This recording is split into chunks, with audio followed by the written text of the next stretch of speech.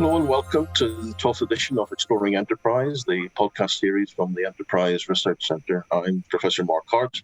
I'm Deputy Director of the ERC, and today I am pleased to be joined by Liz Barclay, who is the Small Business Commissioner for the UK, just over a year in post now by Liz.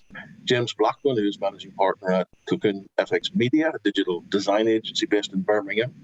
And Nicholas Hardman, who's Team Manager at Business Debtline, a charity that gives free debt advice over the phone and online. Now, we had this podcast booked many weeks ago, and I think it's taken on a slightly more urgent sort of characteristic since we had our fiscal event, mini budget, call it what you will, on the 23rd of September. And I really do feel that we need to understand exactly how we're going to work with small businesses, work with the support agencies, and work with you, Liz, in terms of advocating the issues facing small businesses and what we need to be doing about that as a public and private sector response.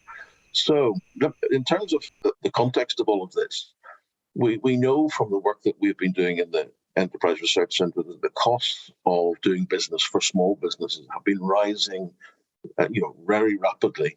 4% in the first quarter of 2022, just over 4% again in the second quarter of 2022. And obviously, since that quarter has ended, we're now looking at, moving into the final quarter of 22.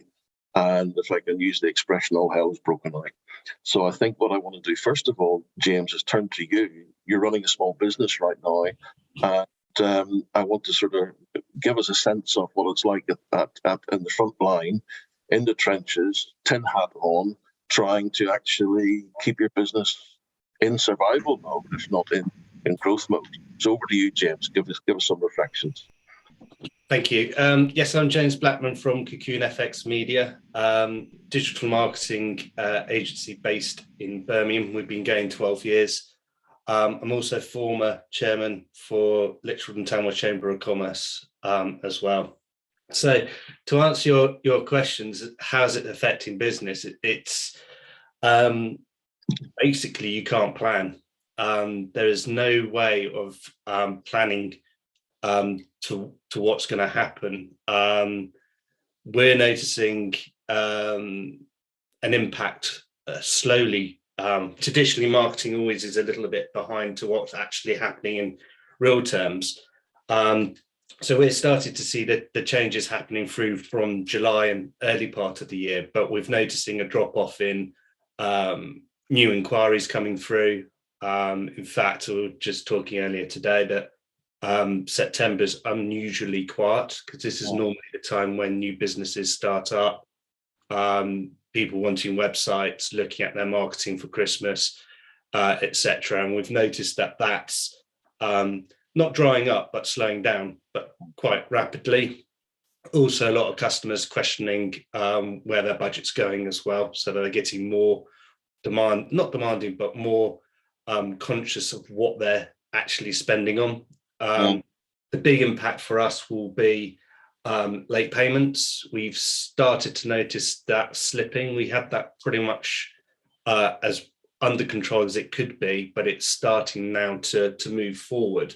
But we're noticing some strange things. I've been overpaid, doing a couple of months in advance, which I think clients are looking at where they got money now and preempting that they may have a cash flow issue maybe in November or December. So what they're doing, James, is rather than actually postponing the job, they're just trying to make sure that they do have a call on your expertise and services. Interesting. Yeah, it's because in essence, in some cases, what we're doing is business critical. So if we switched off one of our services, basically they'll get no revenue, no sales through their e-com sites, for example. Oh, okay. The big impact we're going to hit, which thanks to Friday, is software costs. All of that's going to go up by potentially 20-30%, maybe more. And that's just because of exchange rates. Dealing with MPs before, they don't understand that for a micro business or a small business, a 1 cent or a 5 cents change on US dollars can have a massive effect. So we're waiting to see what our software costs are going to be, because all the software is in either euro or USD. Nothing's in pounds, and it's always pay on demand as well. So we don't have the luxury of waiting 30 days to pay. We have to pay it on subscription. The other things we noticed is we're 100% remote working, so the cost of energy doesn't really affect us so badly. But using public transport and actually taxis, we use quite a lot of taxis to get locally where we can't get to via train. We've noticed that they've doubled in price.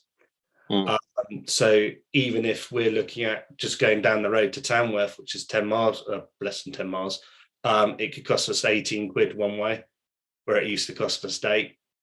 And then likewise coming back. So a visit to a client face to face could cost us 40 quid. If we're charging £85 an hour, for example, that's a large percentage of that hour taken out of our profit margins. James, on that point of working from home, I mean, are you getting any commentary from your staff to say, hang on a minute, if I have to work at home through the winter, I'm going to have to pay more money in energy? No, but it's roundabouts. It's. I mean, we've got quite a weird diverse team. We've got someone over in Norway, so it's he's not so bad, but we get a little bit back from working from home through the government with claiming back that allowance, but it's not going to be anything near it. But to be quite honest, if all of our equipment's A-rated anyway, so the cost and the draw on electricity isn't a lot, but the heating is, that could start to have an effect. And I mean, I'm interested in your comment about you're not able to plan. So what sort of things are you postponing at the moment, or you're hesitant to make decisions on in terms of? It's simple things like investing in new technology, upgrading equipment, potentially employing.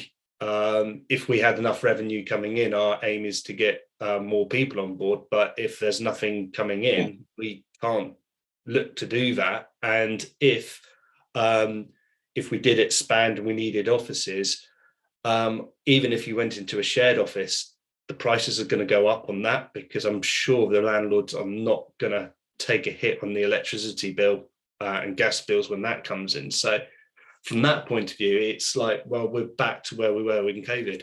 We're in lockdown effectively with no support, which is the key, which is the big thing. Well, we'll come back to that towards the end of our discussion in terms of what businesses like yours actually needs. And Nick, I'm going to come to you now in terms of the operation of the Business Debtline.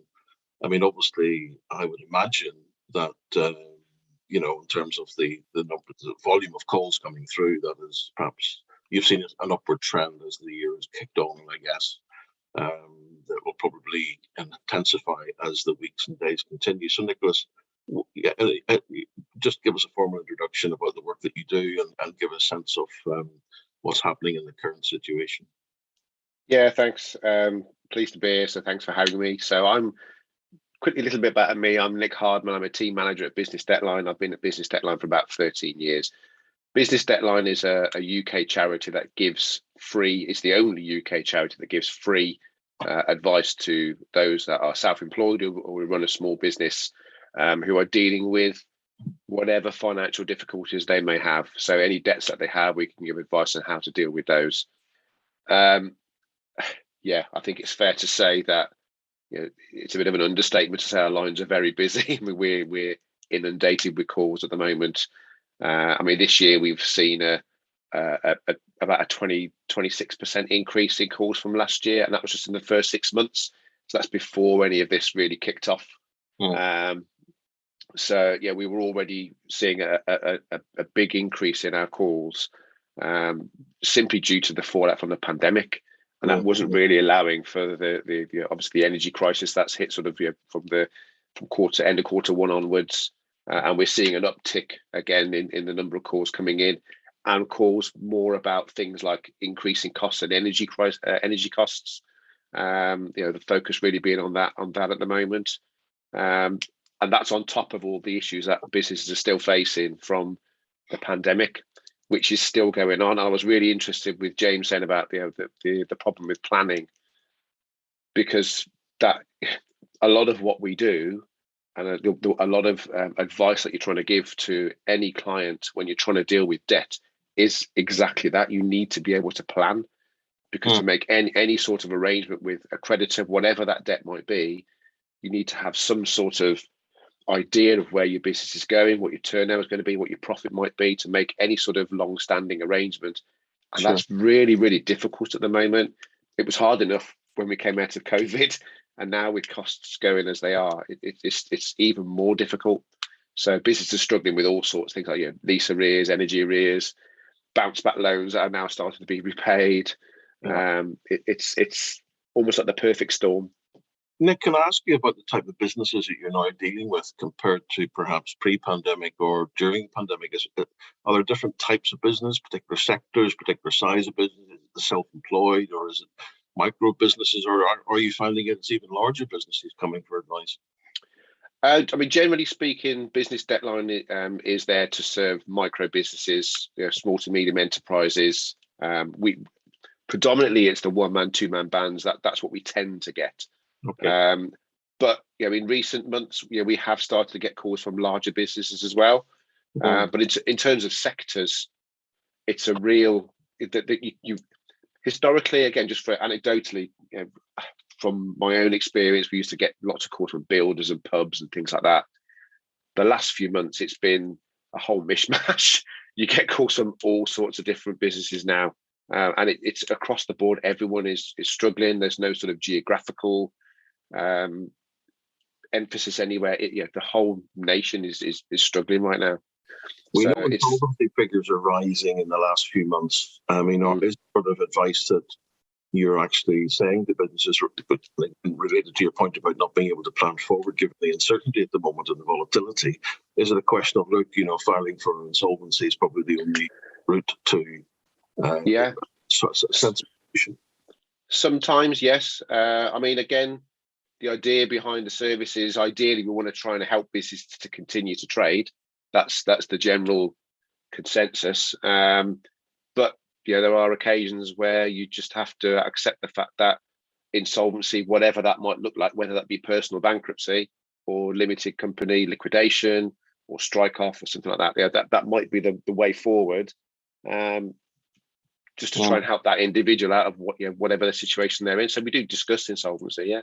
Yeah, okay. And we in the research centre, we do a lot of work on employee well-being and mental health of business owners as well as staff. I mean, is there anything there that are you signposting people? Are people really becoming a little bit more, they're suffering from their own mental well-being? Absolutely, yeah, absolutely. I mean, again, my own experience when I first started with Business Debtline 13 years ago, we'd maybe get 1 or 2 clients a month who might quote mental health issues. This year, 29% of our callers now are quoting mental health issues. So a massive uptick in mental health issues. And our advisors are fantastic. They're very well trained, but they're not Samaritans. They do the best that they can to try and help someone who's in trouble, and they'll signpost them to GPs and people that can help. But even for our advisors, we have to consider their mental health as well, because they're dealing with very difficult situations. Very often, the calls can be quite distressing. Clients can be distressed. So part of my role is to make sure my staff are all right as well. But we've a huge increase in the number of clients who are citing mental health issues, depression, stress, anxiety. It's a worrying time. Thanks for that, Nick. Liz, I'm going to come to you now. I mean, obviously, you've been involved in a lot of issues about small businesses. We had an interesting sort of almost weekly conversation through the COVID pandemic with the podcast that you were leading on. But in your former role as the Small Business Commissioner, I mean, there's long-standing challenges. You already heard the issue of late payment. I mean, that's something which has been a crusade for decades in the UK. But what sort of issues are you now beginning to turn your attention to, and you're hearing about trying to sort of, sort out some sort of, or have a conversation about to make sure that we actually can address some of the issues that Nick and James are talking about? Mark, my remit is really tight, and it is round about late payments and changing the payment culture in the UK. Now, whether or not we're talking about late payments, as in late overdue invoices, or extended payment terms offered to people like James for the work that he does, that, gets lumped together as late payments. So I'm trying to unpick some of that. But I think definitely what we are seeing is that average days to pay, which had, to be fair, shrunk during the pandemic, is beginning to stretch again. So we're looking at around about the 36 days on average to pay. But of course, averages hide all sorts of bad behaviour, and you can see 60 days, 90 days, 120 days offered as payment terms for a piece of work. I've even seen up to 360 days. Now, you cannot wait a year to get paid. James and I have had conversations about how he's dealt with and got his average payment days down over the years by being brave enough to push back and say, I won't be here in the 120 days if you don't pay me quicker. So it's small businesses can negotiate and sometimes don't realise they can't. But it's never been more important than now to get payments to small businesses as fast as possible, as quickly as possible. You're talking about small businesses with fewer than 50 employees. Now, they are 50% of the growth in this country. They are 50% of the employment in the UK. They are 75% of the innovation, and always have been in the UK. This is a really important sector that is too big to fail. And everything that James has said rings bells with what we're hearing. Everything that Nick has said, and I have worked in a previous life with Business Debtline forever, and I've been a debt advisor myself. And everything that Nick is saying is just ringing true. The mental health issues coming through, the sleepless nights, partly because you're not getting paid on time. So we need to see the big guys step up and nurture their small businesses in the supply chain. Otherwise, they're not going to be there the next time they look. So all of the costs of doing business, the materials, the software that James is talking about, the energy prices, the transport, the face-to-face, going off for a face-to-face visit and facing taxi firm, taxi bills that are twice the cost. All of those can't be met if you haven't got the cash flow. And your cash flow is, in a lot of cases for small businesses, down to getting paid by your big customers. Because we're also seeing small businesses finding it increasingly difficult to borrow anything from any lender. Being told, run up your overdraft, run up your credit card bills. A lot of them are turning to borrowing from friends and family just to survive, in order to pay the business bills and hopefully take salary home to pay the household bills. And we are seeing households struggling with the cost of living, same businesses, same people as are running small businesses and struggling with the cost of doing business. So it's a perfect storm, as Nick points out. But I think, Liz, you talked about during the pandemic, there was a sort of a reduction in the number of payment days. And let's talk about the tight brief that you've got. What was that due to? And is there any lessons we can actually take from that in terms of perhaps educating large and medium-sized businesses? Yeah, and I do think the large businesses are changing, and I think they changed during the pandemic. I think there was a huge realization that if you didn't pay your small supplier of loo rolls, there weren't going to be any loo rolls on the shelf to sell on to your consumers. Yeah. And also there was an appreciation of the fact that if you didn't pay on time and your competitors were paying faster, people would work for your competitors. Yeah. We also saw about 750 freelancers leave the job market during the pandemic. We saw a lot of over 50s not come back to the job market after the pandemic. So skills are in short supply. Lots of small businesses are not able to ramp up and grow as they hoped to do after the pandemic. They're not able to build their reserves again, so they haven't got anything to dip into if you don't pay them on time. So there is less competition almost for the big guys. It's harder for them to get a supplier. Yeah. We talk about the skills shortage, but also at that end, there's a supplier shortage because the suppliers can't get the skills. And if that's the case, then one of your USPs may be paying much more quickly. Now, we know that we've had conversations with big businesses that have gone to their boards and said, look, we need to improve our payment practices here. We need to pay our suppliers along the supply chain more quickly. It will cost us a lot of money to do that. And in cases of some big businesses, you're talking into the millions here. But the boards have said, yes, we understand, we get that. It's about ethical behaviour, treating our suppliers well. It's about our reputation, but ultimately it's about being able to carry on doing business and having the right suppliers in the supply chain. Go ahead, spend the money. Now, those bigger businesses are then saying to their suppliers, we will pay you in 30 days. The suppliers are saying, that's great, but you know what? We're not going to be here in 30 days. Can you please pay us in 14? It is beginning to tighten that much that small suppliers are now pleading to be paid in 14 days, 7 days. And it is possible for a lot of businesses to do that because they put processes in place during the pandemic, or they have the processes in place. But there are still a lot out there that haven't looked at their payment processes and haven't got the capacity and still have the kind of approval systems that take forever.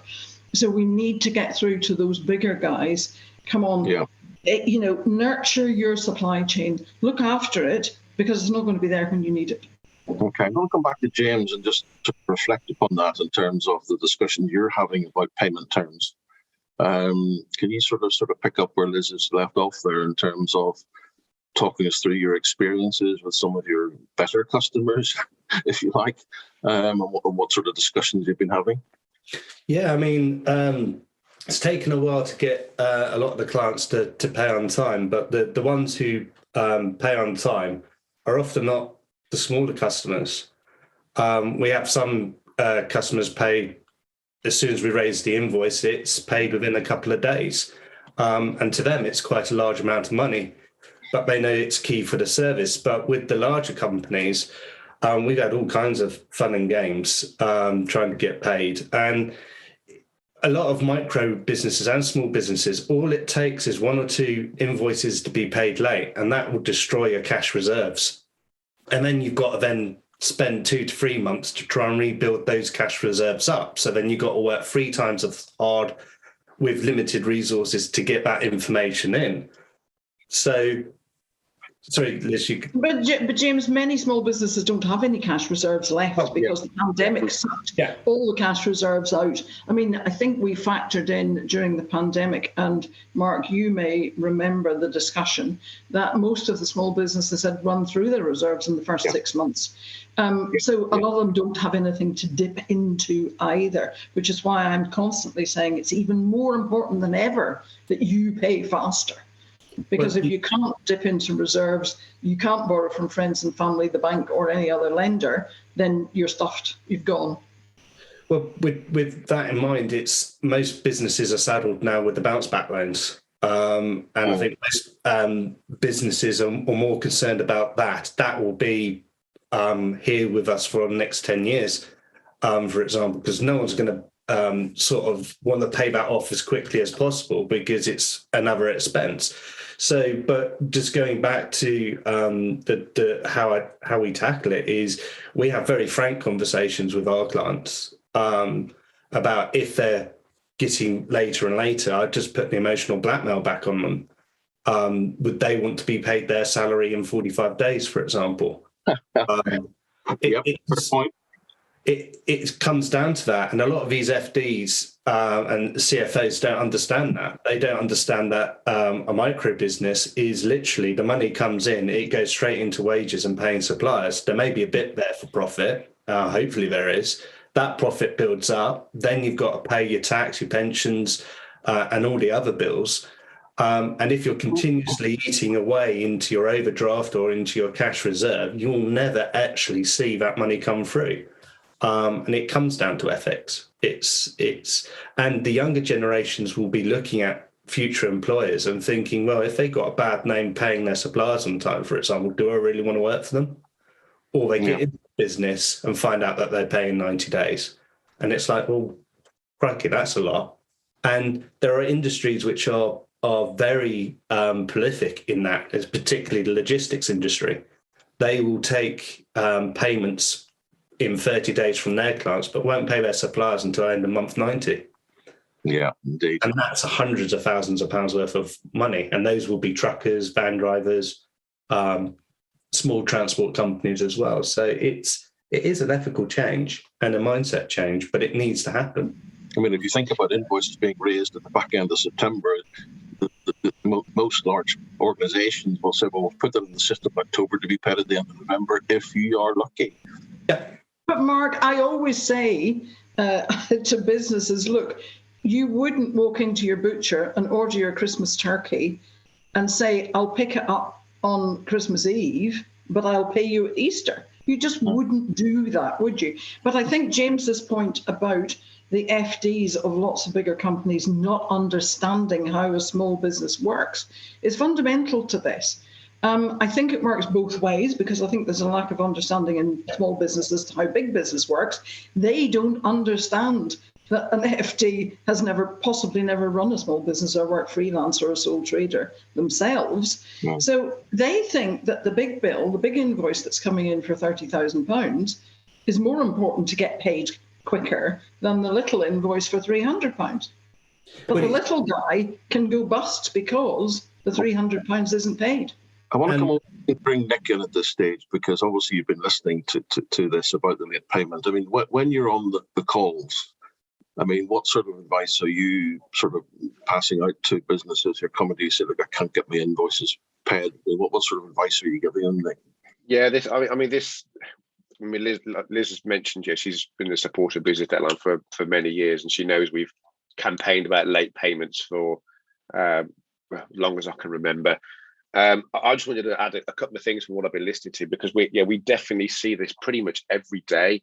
And like, you think about, when we go back to the pandemic, you were mentioning businesses went through their reserves in 6 months. Most of the people we were speaking to, the very small businesses, they either didn't have reserves, or their reserves were gone within a matter of days. So, Liz's point of businesses just not being there if they're not being paid on time or being paid quicker, we're hearing that every single day. And the problem that then creates, the knock-on effect is, if, for example, they're taking out personal credit to try and keep their business going, so that puts them and their family potentially at risk. So it's not just a business not being able to borrow; they're taking credit in their own name. Very often, when they don't, it's not their responsibility, but they're doing it anyway. The business owner has to be, if you're a limited company director, you've got to be mindful of wrongful trading. So if you don't get paid, you can't pay your bills, automatically you could be committing an offence by continuing to trade. So you have to be really mindful of these things, and very often the solution is, I just want to be paid for the job that I've done. Yeah. But then we can give advice on how they can try and pursue that debt, and even to the extent of taking court action. But the big fear factor there is, well, if I take court action against these big organisations, one, am I going to win? And two, they're not going to want to use me again. So exactly, it's very difficult. Exactly, Nick. Refer them to us before, because we can help resolve those disputes between a small business and their bigger customer who hasn't paid them if they have a payment dispute. But the court, you're absolutely right. And part of the worry about even chasing up an unpaid invoice or a late invoice is that they may never use me again. Yeah, absolutely. And freelancer, I've been there many times. But we do have to chase up those late payments as quickly as possible to get that money in as quickly as possible, to help with that understanding that, come on, actually this is how a small business works. And if I don't get paid, I won't be here. And you won't have the talent that I'm providing you with in order to make success of your bigger business. So, James, you want to bring James? Can help. Yeah, James, you're keen to join us. Yeah, just just to boil down on the debt scenario and how the actual supply chain works, because a lot of the big businesses also don't understand how their suppliers are made up. So if you took a large organization, they'll use a digital marketing agency. That digital marketing agency may use 15 or 20 freelancers. Those freelancers then may actually also outsource what they're doing to support them. So you've got this trickle-down effect. Well, it's not trickle-down economy, but you've got a big company which won't pay the digital agency. The digital agency will hold off paying off the rest of the supply chain until they get paid. So that's where this big bottleneck comes in, is because the whole of the supply chain is waiting on one big company to pay everyone else effectively. And this is where I think it's failing down, is people don't understand that. And then you've got various other little quirks within that as well. So I just think it's the mindset, and it's, people will just end up in vast amounts of debt. And just fold. I want to take us towards the relationships with the banks here, because obviously they've got a very key role. Interest rates are on the rise. We've seen that over the last few months. The predictions of where they're going to end up, we sort of hold our breath and we're guessing at the moment whether the Bank of England will make any intervention before the 23rd of November. I mean, 23rd of November, how many thousands of small businesses will be gone by then? It's ridiculous, to be perfectly honest. But is there an issue there with the banks in terms of being involved in this sort of payment culture which currently exists? Nick, do you actually? I'll come to you in a moment, Liz. But Nick, do you actually sort of provide advice about the sort of narrative they can take to the bank? And you were talking earlier about, look, if you can't plan, you can't go to the bank with a real sort of even a 13-week cash flow forecast. Absolutely, yeah.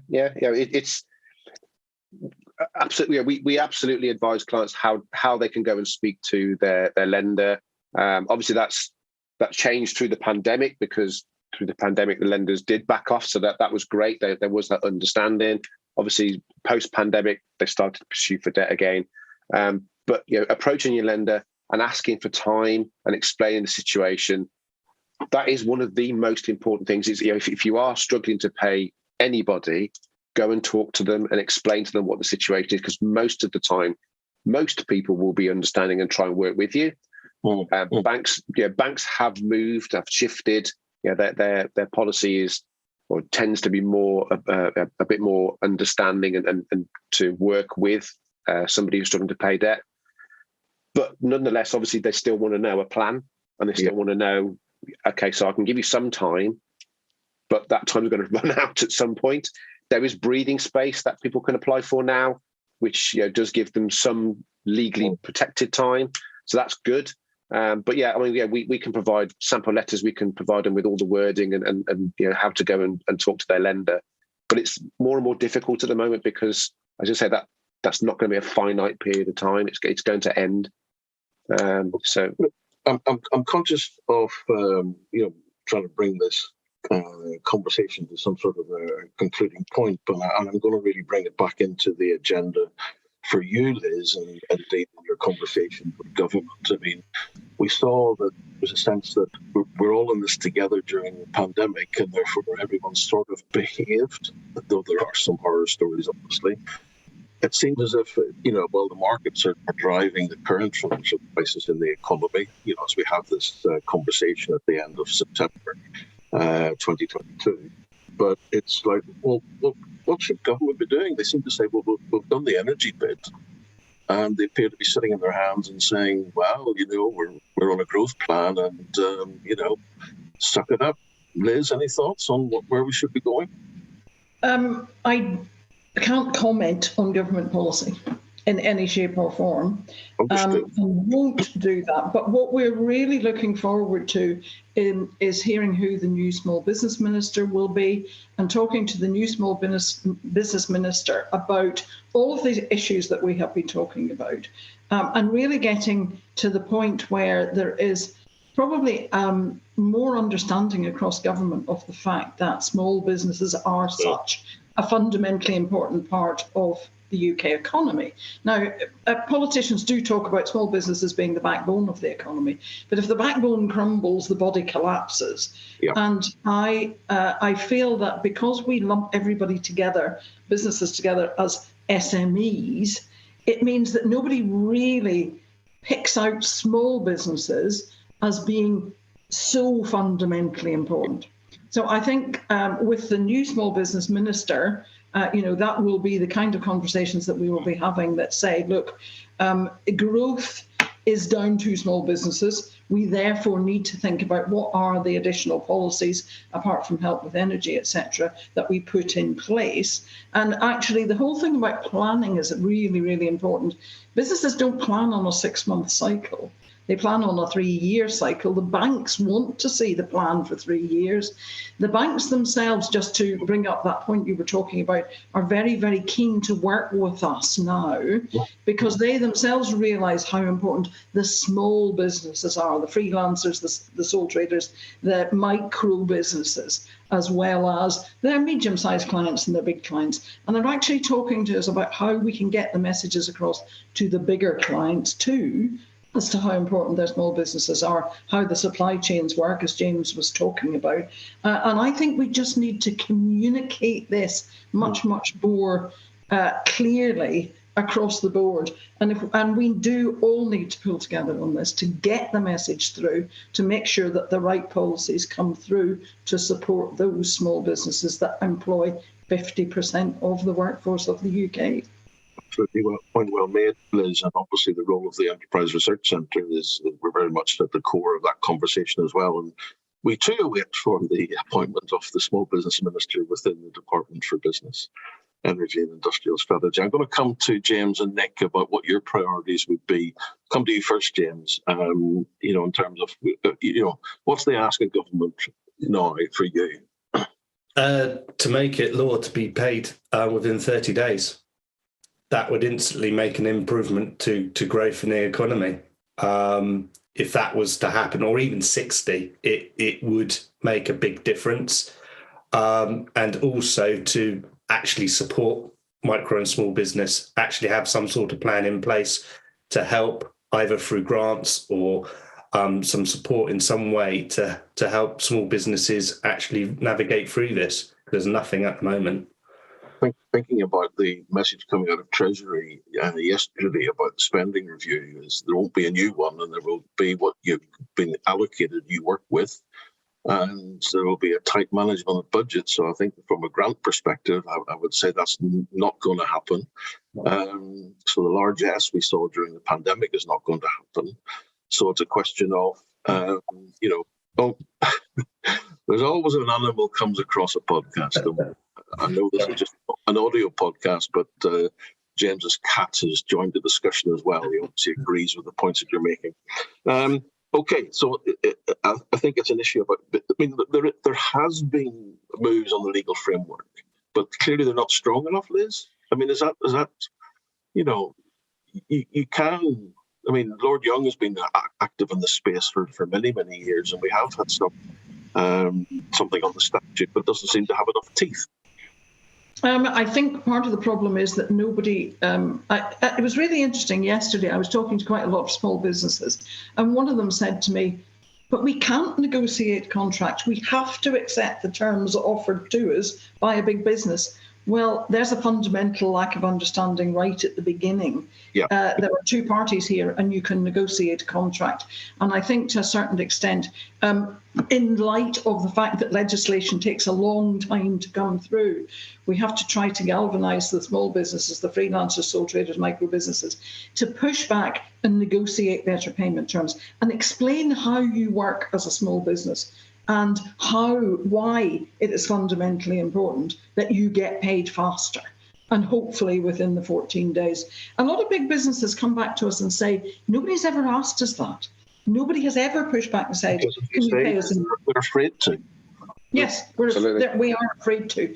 And I think that's why it's so fundamentally important for me to get out there and talk to the big businesses, as well as talking to the small businesses and everybody else in between, to say, look, this is the future of the UK economy here, and we need to all be supporting each other. And if you've got the deeper pockets, you can't make your small suppliers wait. But we have to do that, whether or not legislation is in the pipeline, because legislation takes a long time to come through. Indeed. Nick, I'm going to give you the final word before we bring our conversation to a conclusion. Nick, thoughts on what government should be doing? Urgent? Yeah, absolutely. I've been listening intently to what everyone's been saying, and the late payment, I couldn't agree more. If we can get some sort of legislation to assist with that, it would massively help. And again, I couldn't agree more what you were saying about businesses being frightened to go and negotiate. A lot of the people, as I said, we speak to they're sole traders. They're on their own. They don't want to go and negotiate with the big multinationals because they're frightened to do it. Even though they can, they're frightened to do it. But if we can get some sort of help with late payment, that would really help. We're also seeing a big problem with bounce back loans at the moment. I know James mentioned those. We have a lot of people who the payment holiday has ended. The payments are needed now, and they're just struggling to meet them. And there is we're looking for some sort of consistent, fair, affordable approach to recovery of bounce back loans, which it seems to be really lacking at the moment. Okay. Well, look, I think we are past our time, so I just want to bring this to a conclusion. I think, as we're having this conversation, the volatility, the uncertainty has been ramped up at the end of September. We are looking at increasing costs of doing business for freelancers right through to large businesses as well. We've got at the heart of this an age-old problem of late payment, and culture and education is really very, very crucial to try and get the whole private sector and the public sector talking as one and acting as one to make sure that we actually oil the cash moving through the enterprise economy, which is absolutely crucial. We are moving into potentially a recession, rising interest rates, a housing market which is going to be in turmoil, leading, as you were saying earlier, Nick, about the issues for builders and contractors, and that's a sector which is very sensitive in terms of cash flow. So it's not a very encouraging conversation we've had today, perhaps not a very positive one, but I think what this podcast does serve and to do is perhaps provide a bit of a listen from those people who need to understand a bit more about what the issues are. And I think from our small business commissioner through to James running a small business at this time, and to Nick, who is having to listen to the heart-wrenching stories, I would imagine, from the backbone of our economy, as you've said, Liz. It's really quite it's a salutary conversation that people need to listen to, and hopefully government will be paying attention to this and not just thinking that they've solved the cost of doing business by throwing money at the energy issue. It's only one small part of it. So thanks to all of you who've been listening today to this podcast. If you want to know more about the Business Debtline, they go to their website, which is www.businessdebtline.org. And again, if there's a number of podcasts that we have in the bank, this is number 12 in our Enterprise Research Centre series. And indeed, our website, which is enterpriseresearch.ac.uk, has a host of information on reports and activities, all in a very accessible way. We touched on the issue of mental health today, and we have a major piece of research which you'll find on our website as well. So thanks everybody for listening, and thanks to our guest today.